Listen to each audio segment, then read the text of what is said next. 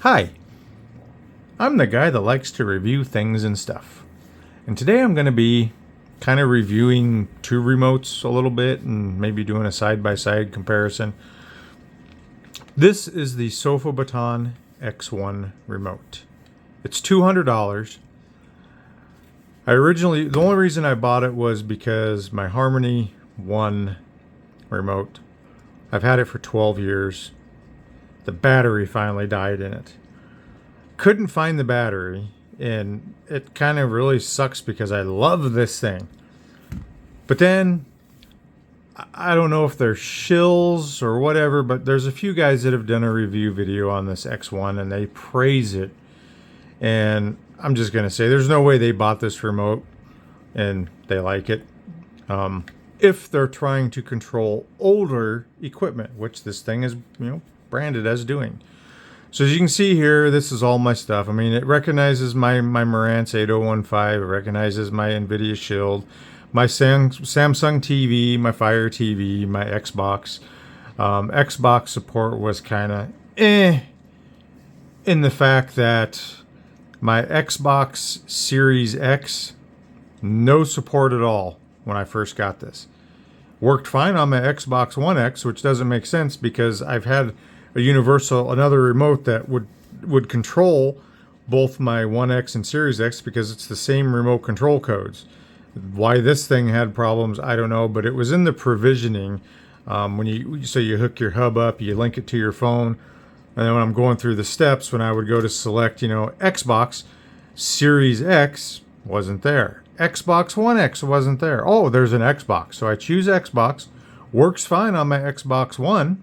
All right, but my Series X still didn't work. Then there was a firmware update, and then it was finally able to do my Xbox.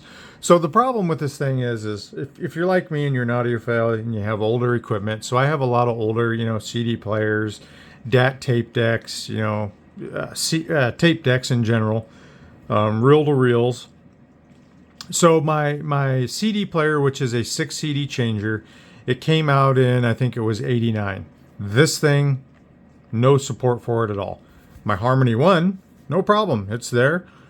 Pretty much anything you want is on the Harmony 1. I mean, I did trials and errors with a bunch of stuff. And take in mind, I've probably got, 10 different cassette decks from back in the day. I've got 2 DAT tape decks. I've got 3 CD players. My Harmony 1 controls it all and all my newer devices. This guy, nope.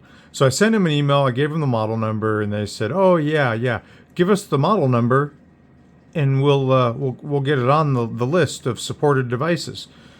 So it was in the email. So I sent him the model number for my CD changer, my Denon CD player, which is an SACD player, my Sony ES tape deck, and then my Pioneer Elite tape deck, just to see what would happen. I sent them all those model numbers.